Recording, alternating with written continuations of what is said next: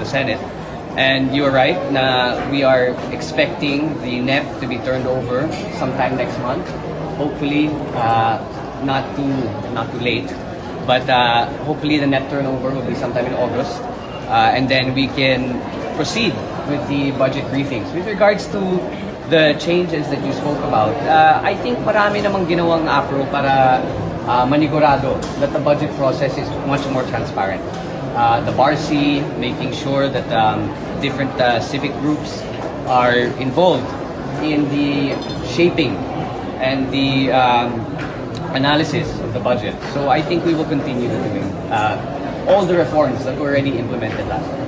Sir, ano makaka-apekto yung impeachment trial sa budget deliberations? At Wala naman yung impeachment sa lower house.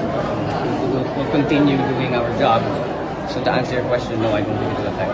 At least I can only speak on behalf of the lower house. It will not affect what we have to do.